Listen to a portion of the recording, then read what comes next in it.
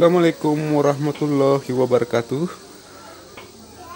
Pada kesempatan ini kita sedang melakukan pemupukan dan penyiangan bibit gaharu.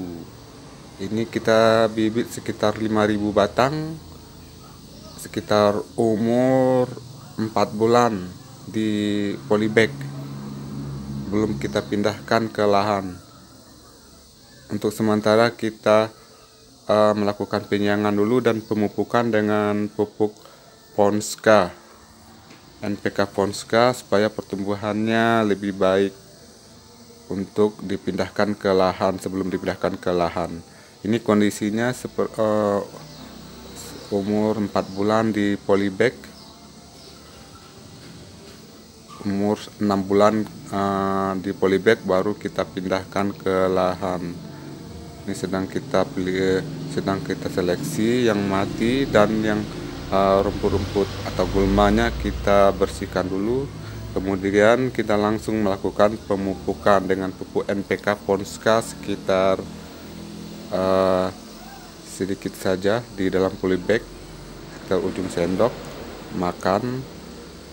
Kemudian kita masukkan ke polybag langsung, dan selanjutnya langsung kita lakukan penyiraman jika di musim kemarau, supaya pupuknya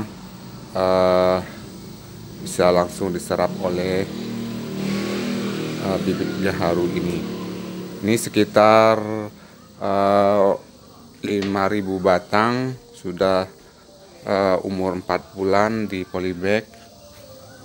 Ini akan dipindahkan ke lahan untuk petani di sini untuk budidaya gaharu sekitar 5.000 batang. Nah, sebagaimana kita ketahui, gaharu ini yang dimanfaatkan adalah batangnya, yaitu yang batang gaharu yang sudah menjadi gubal. Nah, untuk menjadi gubal gaharu itu sendiri tentunya ada proses lagi selanjutnya nanti, yaitu proses inokulasi jamur fusarium ke batang gaharu, yaitu melalui proses penyuntikan atau proses input atau proses infus ataupun penyuntikan berupa jamur fusarium dalam bentuk cair ke batang gaharu tersebut. Nah, ini nantinya akan dilakukan pada tanaman gaharu yang umur sekitar 7 tahun ke atas. Itu baru bisa kita lakukan penyuntikan ataupun infus inokulasi jamur fusarium ke batang gaharu tersebut. Sebagaimana kita ketahui bahwa gubal gaharu atau resin gaharu itu terbentuk akibat perlawanan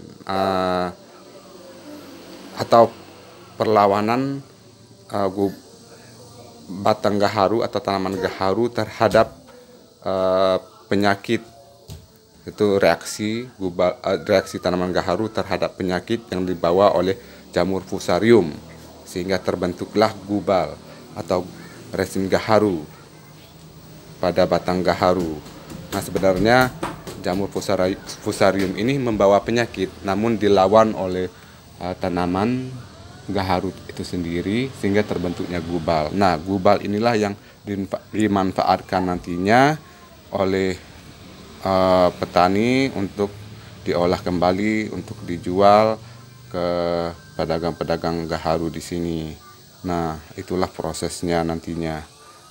Nah, untuk mendapatkan inokulan itu sendiri, inokulan berupa jamur fusarium dalam bentuk cair itu sendiri nanti, itu petani di sini biasanya membuat sendiri inokulannya dan tidak membelinya.